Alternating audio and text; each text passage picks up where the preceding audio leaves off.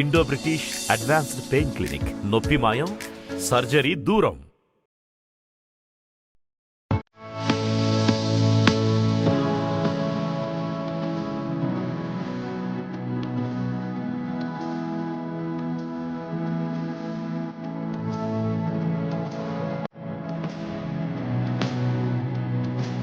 నమస్కారం, welcome to ఐట్రీట్. నేను మీ విజిత.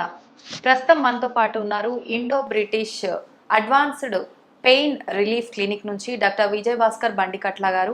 ప్రస్తుత రోజుల్లో చూసుకుంటే చాలా మందిలో తలనొప్పి అనే సమస్య ఎక్కువగా కనిపిస్తుంది. దానికి రీజన్ ఏదైనా రకరకాలుగా ఇబ్బంది పడుతున్నారనే చెప్పొచ్చు. అసలు ఏంటి తలనొప్పి, ఎందుకు వస్తుంది, ఆ తలనొప్పిని మనం ఎలా కంట్రోల్ చేసుకోవచ్చు, దానికి సంబంధించిన అడ్వాన్స్డ్ ట్రీట్మెంట్స్ ఏ రకంగా ఉన్నాయి, ఇప్పుడు సార్తో మాట్లాడి తెలుసుకుందాం. నమస్తే సార్. నమస్తే ఐడ్రీమ్ ప్రేక్షకులకి నమస్తే సార్. తలనొప్పి సార్ చిన్నపిల్లల్లో కూడా చూస్తున్నాం, పెద్దవాళ్ళలో కూడా చూస్తున్నాం, ప్రతి ఒక్కరిలో సీజనల్గా చూస్తున్నాం.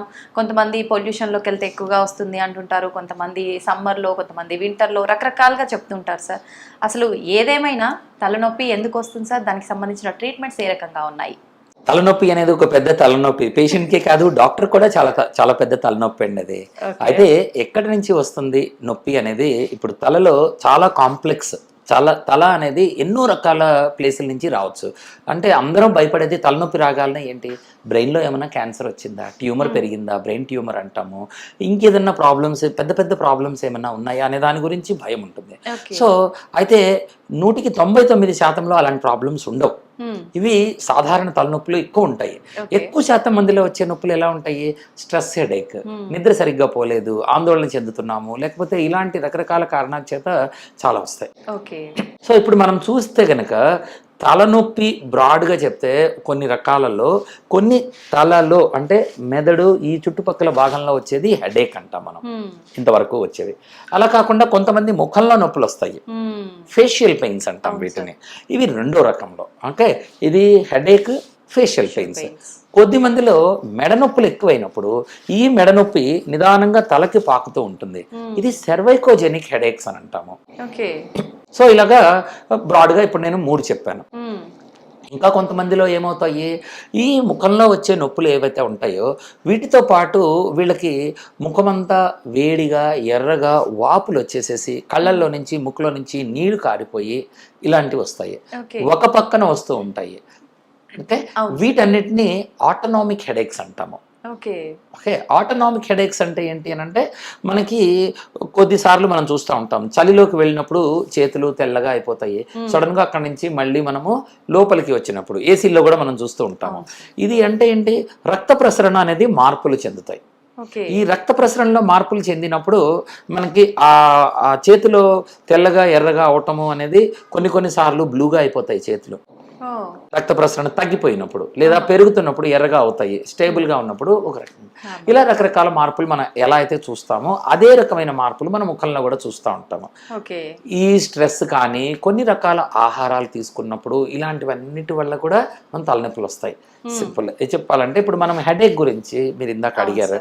హెడేక్ కామన్గా వచ్చేది ఒకటి, నిద్ర లేదు, సరిగ్గా నిద్రపోవట్లేదు, బాగా స్ట్రెస్ పడిపోతున్నారు పిల్లలు పరీక్షల టైంలో. కామన్గా జరిగేది వాళ్ళ మీద మనం ప్రెషర్ పెట్టం కానీ, లేదా వాళ్ళకి సరిగ్గా ర్యాంకులు రావమని వాళ్ళు ప్రెషర్ పట్టం కానీ, ఇలాంటివి జరిగినప్పుడు ఏమవుతాయి, ఒక రకమైన ఆందోళన అనేది చెందుతున్నప్పుడు వీళ్ళకి సింపాథెటిక్ స్టిమ్యులేషన్ అని అంటారు బాడీలో.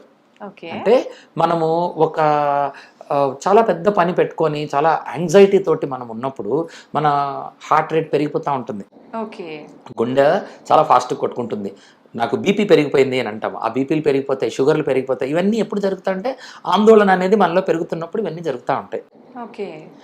ఈ జరిగేవి ఏవైతే ఉన్నాయో ఇలాంటివే స్ట్రెస్ జరిగినప్పుడు కూడా మన బ్రెయిన్లో కూడా జరుగుతూ ఉంటాయి మార్పులన్నీ. ఈ మార్పులు జరిగినప్పుడు ఏమవుతూ ఉంటాయి, ఇది బ్రెయిన్కి వెళ్ళే రక్త ప్రసరణని మార్చేస్తాయి. దీనివల్ల స్ట్రెస్ హెడేక్ వస్తుంది, నిద్ర సరిగ్గా పోవట్లేదు వీళ్ళు, ఆ మార్పులు మళ్ళీ పెరిగిపోతాయి. కొంతమందిలో మైగ్రెయిన్ అనేది వస్తూ ఉంటుంది.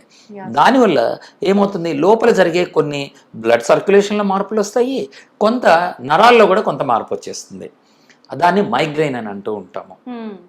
ఈ టైప్ ఆఫ్ ప్రాబ్లమ్స్ కేవలం స్ట్రెస్ వల్లే కాదు, శరీరంలో ఉన్న హార్మోనల్ చేంజెస్ జరుగుతూ ఉంటాయి. మన శరీరంలో ఎప్పుడైతే కామన్గా జరిగేది వీళ్ళల్లో ఎప్పుడైతే లేడీస్లో మెన్స్ట్రువల్ సైకిల్ నెలసరి అనేది వచ్చినప్పుడు దానికి అనుగుణంగా వచ్చే హార్మోనల్ మార్పులు ఏవైతే ఉంటాయో హార్మోన్ మార్పులు వెంటనే హెడేక్ ఇస్తూ ఉంటుంది. పాపం చాలా మంది ఆడపిల్లలు చెప్తా ఉంటారు, ఇది వచ్చింది, తలనొప్పి పెరిగిపోయింది, నేను పని చేయలేకపోతున్నాను. సో వాళ్ళకి వెంటనే ఇక్కడ నెలసరి దగ్గర ఏమన్నా ప్రాబ్లం అవుతా ఉందా, అక్కడి నుంచి వచ్చేది దాన్ని కంట్రోల్ చేసుకుంటే ఆ హెడేక్లు తగ్గుతాయి. ఇంకా కొద్దిమందికి పలానా ఆహారం తింటే వస్తాయి. మిడిల్ ఏజ్ లేడీస్లో చాలా మందిలో మనం చాక్లెట్ తింటే పాపం చాక్లెట్ తిన్నా, కొన్నిసార్లు అరటి పండ్లు, స్ట్రాబెర్రీస్, కొంతమందికి ఈవెన్ పన్నీరు, చీజు లేక పాలు పెరుగుల్లో కూడా మీకు ఈ నొప్పులు రావటం చూస్తూ ఉంటాము. దీనికి మనం ఏం చేస్తూ ఉంటామో వీళ్ళకి ఒక పెయిన్ డైరీ మెయింటైన్ చేస్తాము. ఏది తిన్నప్పుడు ఎంత నొప్పి వస్తూ ఉంది అనేది ఒక డైరీ మెయింటైన్ చేసినప్పుడు వాళ్ళ దినచర్య ఎలాగైతే ఉంటుందో దాన్ని బట్టి ఇవన్నిటిని కనుక్కొని అది మనం తీసుకొని ఐడెంటిఫై చేస్తాం.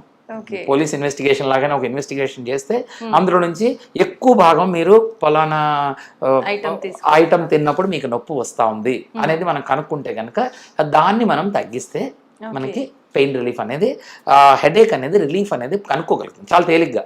మందులతోటి పెద్దగా సంబంధం లేకుండా ఈ డ్రగ్కి మీకు ఎలర్జీ ఉంది, దానివల్ల హెడేక్ వస్తుందని కనుక్కోవచ్చు. అది స్కిప్ చేసేయాల్సిందేనా సార్? అట్లా అంతే, అప్పుడు మనము స్కిప్ చేయడానికి అవకాశం దొరుకుతుంది. కరెక్ట్. అదే. సో ఇట్లాగా అవి హెడేక్స్ అన్నమాట. అందులో ఇంకా చాలా ఉంటాయి. కొంతమందికి చల్లటి నీళ్లు తాగాలనే పట్టేస్తుంది తలకి, అది అలా పట్టుతూ ఉంటాయి. సో అట్లాంటప్పుడు అవి కొంచెం అవాయిడ్ చేసుకోవటము, మరీ అంత టూ మచ్ కోల్డ్ తీసుకోకుండా మేనేజ్ చేసుకోవటము, ఇలాగ రకరకాల కాజెస్ ఉంటాయి. కొంతమందికి హెడ్ ఇంజురీస్ జరిగిన వాళ్ళకి, నేను ఇందాక చెప్పినట్లు ట్యూమర్లు ఉండే వాళ్ళకి, ఇలాంటి వాళ్ళకి కొన్ని రకాల హెడేక్లు ఉంటాయి. ఇంకొక రకం హెడేక్ నేను చెప్పాను మీకు ఇందాక, ఫేషియల్ పెయిన్స్ ఉంటాయి. ఫేషియల్ పెయిన్స్ అంటే ఏంటి అంటే కనుక ఇప్పుడు మనకి ఈ ముఖం ఏదైతే ఉందో దీనిలో మనకి స్పర్శ తెలిసే నరము బ్రెయిన్ అడుగు నుంచి బయటకు వస్తుంది. ఈ వచ్చిన నరం ఏదైతే వస్తుందో అది 3 భాగాలుగా అది డివైడ్ అవుతుంది. ఈ 3 బ్రాంచుల్లో ఏవైతే ఉన్నాయో ఒకటి పైకి వెళ్తుంది, ఒకటి మధ్యలోకి వస్తుంది, ఒకటి కిందకి వెళ్తూ ఉంటుంది. అవన్నీ మళ్ళీ చిన్న చిన్న బ్రాంచెస్ అయిపోతాయి. అవన్నీ మన ఫేస్లో ఉంటా ఉంటాయి. వీటిలో ఈ నరము బ్రెయిన్ దగ్గర నుంచి బయటికి వచ్చే క్రమంలో ఎక్కడ చిన్న షార్ట్ సర్క్యూట్ లాగా అయినా కానీ చాలా పెద్ద పెయిన్స్ వస్తాయి. దీన్ని ట్రైజెమినల్ పెయిన్స్ అంటాం అనమాట. ఇది ఫేషియల్ పెయిన్స్ అంటాం, వీటిని ట్రైజెమినల్ పెయిన్స్ అంటాము. ఈ షార్ట్ సర్క్యూట్ ఏదైతే అయిందో ఇది పాపం ఎంత క్లిష్టమైన నొప్పి ఉంటుందంటే అందులో ఒకటి ట్రైజెమినల్ న్యూరాలజియా అంటాం. ఇందులో అది వచ్చిన వాళ్ళు దాదాపు ఒక 1,00,000 మందిలో ఒకళ్ళకి వస్తుంది. అది కానీ అది వచ్చినప్పుడు మాత్రము దానికి ఇంకొక పేరు ఏంటంటే సూయిసైడ్ డిజీజ్. ఆత్మహత్య చేసుకోవటానికి చాలా ఎక్కువగా దాన్ని పుష్ చేసే ఒక జబ్బు అనమాట అది. అంటే ఇంకా వాళ్ళకి జీవితంలో 24 hours ఆ నొప్పి ఎప్పుడు వస్తుందా అని దాన్ని ఆలోచించుకుంటూ బ్రతికేస్తారు. అది వస్తే ఇంకా దానికి అది వస్తుంది అని వీళ్ళు ఇంకా బాధపడుతూ ఏడుస్తూ డిప్రెషన్లోకి వెళ్ళిపోయి ఇక జీవితాన్ని ఇంకా చాలిద్దాం, ఇంకా ఈ బాధ భరించటం కన్నా చనిపోవటం బెటర్ అనే స్టేజ్కి వెళ్తుంది. అది ఎక్కువగా ఏజ్ వాళ్ళలో ఎవరిలో వస్తుంది సార్ ఈ సమస్య? సాధారణంగా 2 రకాలు ఉంటాయండి ఇందులో. ఒకటి బాగా యంగ్గా ఉండే వాళ్ళల్లో, ఆడవాళ్ళల్లో కూడా ఎక్కువగానే వస్తుంది. యంగ్గా ఉండే వాళ్ళలో వస్తుంది, అంటే 30s 40s ఉండే వాళ్ళకి వస్తుంది. రెండో గ్రూప్ ఉంటారు. ఈ ఫస్ట్ గ్రూప్లో జబ్బు లేకుండా వస్తుంది. రెండో గ్రూప్లో కొన్ని జబ్బులు ఉంటాయి, అంటే మల్టిపుల్ స్క్లెరోసిస్ అని, ఇంకా కొన్నిసార్లు లోపల ఉండే ఒక బ్లడ్ వెసల్ నరం మీద తాకటం వల్ల కానీ ఇలాంటి వాటికి కొన్ని జబ్బు ఉంటుంది వాళ్ళకి. ఆ జబ్బు వల్ల నరం డ్యామేజ్ అవుతుంది. ఆ డ్యామేజ్ అయిన దానివల్ల వీళ్ళకి నొప్పి వస్తూ ఉంటుంది. ఈ తర్వాత ఉండే ఈ జబ్బులు మల్టిపుల్ స్క్లెరోసిస్ లేక బ్రెయిన్లో ట్యూమర్ వచ్చి అలాంటి వాళ్ళు ఎవరైతే ఉంటారో, స్ట్రోక్లు వచ్చిన తర్వాత వచ్చేవాళ్ళు, ఇలాంటి వాళ్ళు కొంతమంది ఎవరైతే ఉంటారో అవి కొద్దిగా వయసు పైబడిన వాళ్ళకి, 50కి చుట్టుపక్కల ఉండే వాళ్ళకి ఆ జబ్బులు వస్తాయి. సో అల్టిమేట్గా వీ రెండింటికి ఐడెంటిఫై చేసుకొని వేరే ప్రాబ్లం లేదు అని అంటే కనుక చాలా మంచి ట్రీట్మెంట్స్ ఉంటాయి వీళ్ళకి. ఆల్మోస్ట్ కంప్లీట్గా ఈ నొప్పిని తీసేస్తాం. ఎక్కువ శాతం మందిలో నొప్పిని తీసేసే కొన్ని సంవత్సరాల వరకు వెళ్ళిపోతుంది వీళ్ళకి. ఒక 5 years 10 years వరకు మళ్ళీ నొప్పులు రాకుండా కూడా చేసేయచ్చు వీళ్ళకి. వీళ్ళకి సాధారణంగా ఏదైతే నరము లోపల నుంచి బయటకు వస్తుందో ఈ మన బ్రెయిన్ బాక్స్ ఏదైతే ఉంటుందో దాని కింద చిన్న చిన్న రంధ్రాలు ఉంటాయి. వాటిలో నుంచి నరాలు బయటకు వస్తూ ఉంటాయి. మనము ఎక్స్రే ద్వారా, స్కాన్ల ద్వారా ఆ నరాన్ని ఏ రంధ్రంలో నుంచి వస్తుందో ఐడెంటిఫై చేసి దాని లోపలికి ఒక సన్నటి నీడిల్ లోపలికి పంపిస్తాము. పంపించి అక్కడ ట్రీట్మెంట్ చేస్తాము. దాని ఆ నరాన్ని కాల్చేయటం కానీ లేదా దాని పనితనాన్ని మాడ్యులేషన్ అని అన్నాం కదా, న్యూరో మాడ్యులేషన్ అని అంటాము. మన వాయిస్ మాడ్యులేషన్ చేసినట్లు నరం పనితనాన్ని మారిస్తే ఈ నొప్పిని చాలా వరకు కంట్రోల్ చేసుకోవచ్చు మనము. సో అది ట్రైజెమినల్ న్యూరాలజియా. కొన్నిసార్లు ఇంత చేయటానికి కూడా పేషెంట్లు సహకరించే పరిస్థితి ఉండదు, లేదా నొప్పి అంత ఎక్కువ ఉండకపోవచ్చు. వీళ్ళకి ఏం చేస్తూ ఉంటాము, బయట నుంచి ఈ నరాలు లోపల నుంచి వస్తున్నాయని చెప్పాను కదా, ఈ వచ్చే నరము ఇక్కడ మన పైన రంధ్రాల్లో నుంచి బయటకు వస్తాయి, చిన్న చిన్న రంధ్రాల్లో నుంచి ఇక్కడ ఇస్తూ ఉంటాయి అన్నమాట. ఈ వచ్చే నరాలని మనం ఏం చేస్తాము, బయట కూడా వీటిని ట్రీట్మెంట్ చేసి వీటిని కంట్రోల్ చేసేయచ్చు. బయట నుంచి కొంత కరెంట్ అది పంపించి వీటన్నిటిని కూడా కంట్రోల్ చేసుకోవచ్చు. ఇంకా కొన్ని ట్రీట్మెంట్స్ ఉంటాయి. ఇప్పుడు మనము వయసు కనపడకుండా చేసేవి బోటాక్స్ ట్రీట్మెంట్స్ అని అంటాము, అవునా. ఈ బాట్యులినం టాక్సిన్ అనేది ఒక కెమికల్, అది వేరే కొన్ని బ్యాక్టీరియా నుంచి వస్తాయి. అవి ఆ వచ్చే కెమికల్ని మనం సపరేట్ చేసి అది ఈ ఫేస్కి అవి ఇచ్చినట్లయితే కనుక మన వయసు కనపడకుండా చేసుకుంటా ఉంటాం కదా.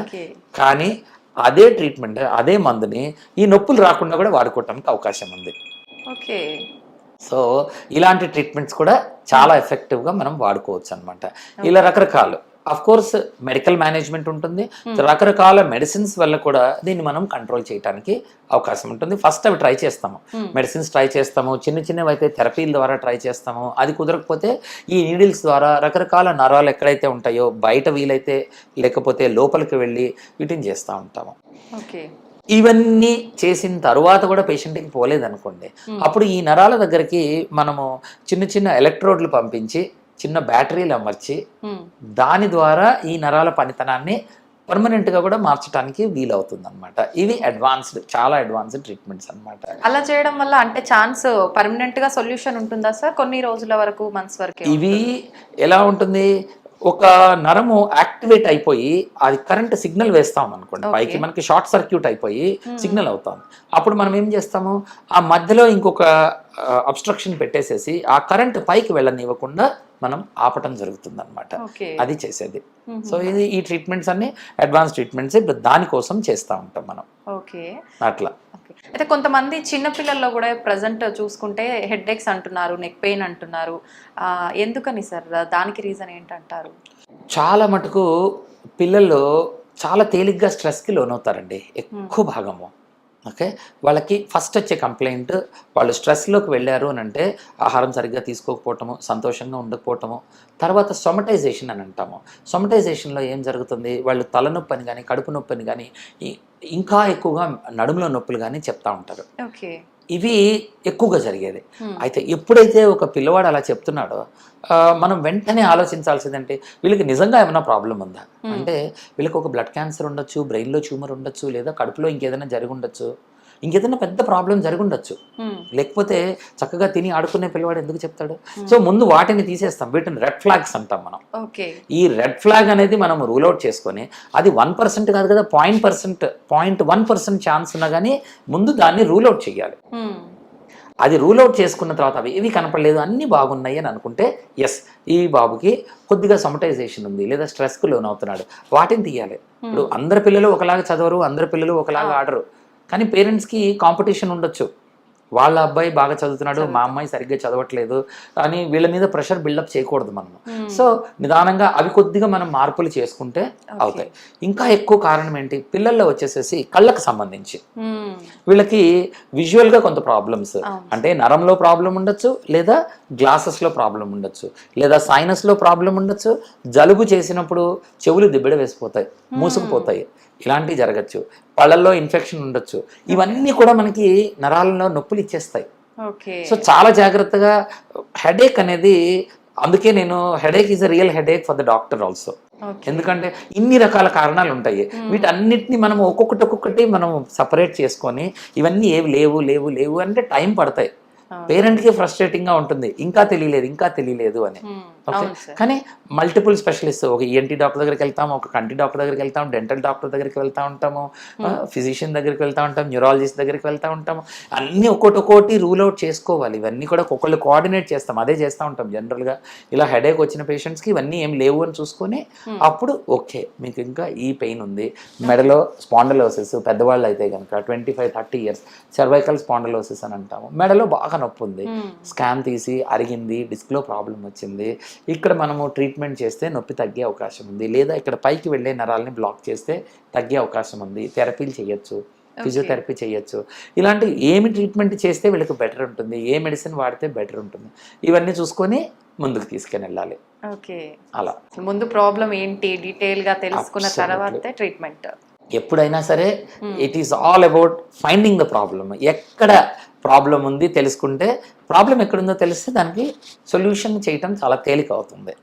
అంతా జరిగేదంతా కూడా అక్కడ మనం చేసే ఇంజెక్షన్ వల్ల, లేకపోతే చేసే సర్జరీ వల్ల, మందు వల్ల కాదు.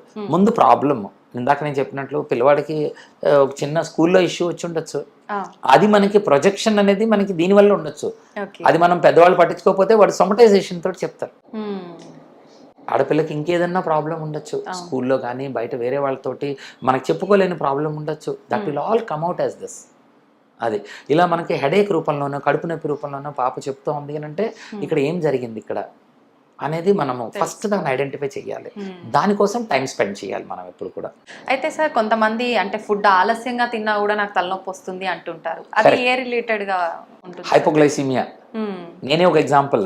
నా చిన్నతనంలో నాకు ఉండేది హైపోగ్లైసీమిక్ హెడేక్ ఉండేది. నాకు ఎప్పుడైతే నాకు ఆకలి అవుతుందో అంటే సరిగ్గా తినకపోతే ఆడేస్తూ ఉంటాము బయట, హైపోగ్లైసీమియా, షుగర్ లెవెల్ పడిపోతూ ఉండేది, తలనొప్పి అని డాక్టర్ దగ్గరికి వెళ్తూ ఉంటాము.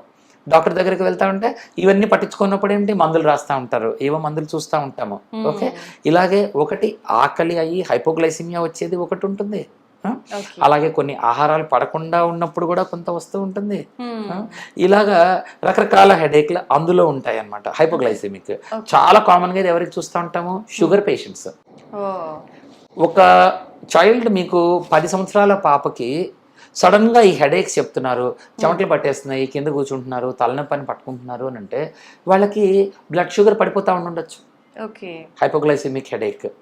సో అది మనం ఇమ్మీడియట్ గా దాన్ని పట్టుకొని వాళ్ళకి షుగర్ ని కంట్రోల్ చేస్తే ఆ ప్రాబ్లం వెళ్ళిపోతుంది. మందులు వాడాల్సిన పని ఉండదు వాళ్ళకి అసలు.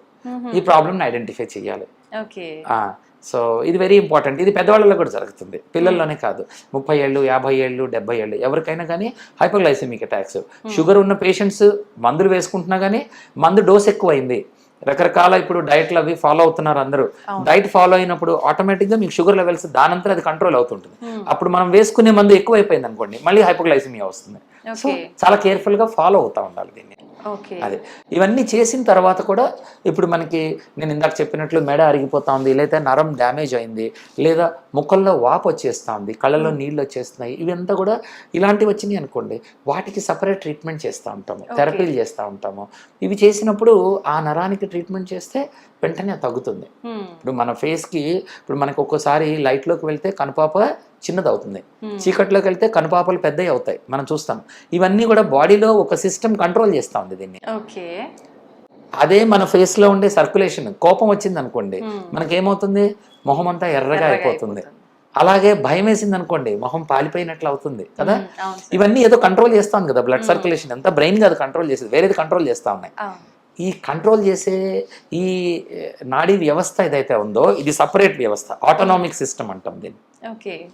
వాటిని టార్గెట్ చేస్తాం ఇలా వాపులు వచ్చినప్పుడు, వాటికి ట్రీట్మెంట్ చేస్తే ఇవి బెటర్ అవుతాయి అన్నమాట.